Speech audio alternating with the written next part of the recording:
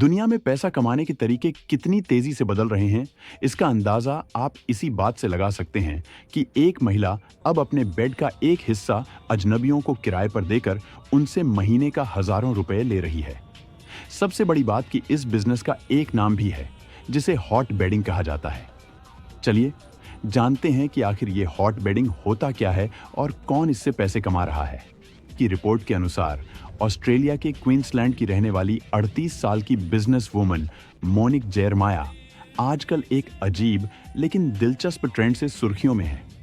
वो महीने का 54,000 सिर्फ इसीलिए कमा रही हैं क्योंकि वो अपने बिस्तर का एक हिस्सा अजनबियों को किराए पर देती है।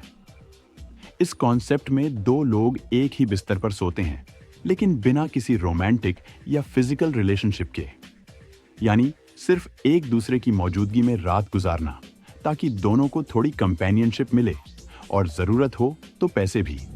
मोनिक कहती हैं कि यह तभी कारगर है जब दोनों व्यक्ति एक दूसरे की पर्सनल स्पेस की इज्जत करें और नियमों का पालन करें।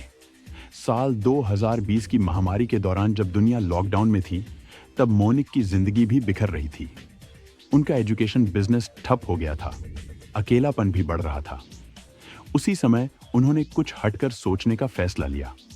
उनका कहना है कि मेरी जिंदगी मेरे हाथों से फिसल रही थी, मुझे कुछ नया करना ही था और तभी मेरे दिमाग में हॉट बेडिंग का आइडिया आया।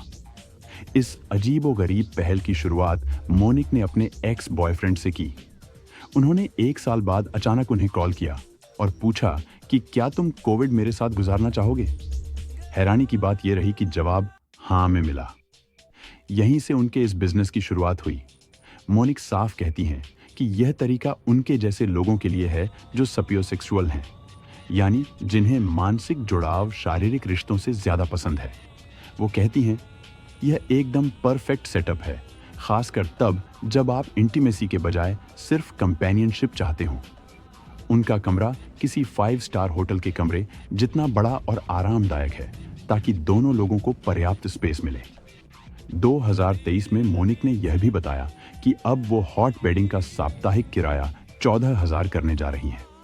इसकी वजह है ऑस्ट्रेलिया में लगातार बढ़ती महंगाई। वो कहती हैं कि इस वक्त हॉट बेडिंग जैसे साइड हसल्स ही लोगों को राहत दे सकते हैं।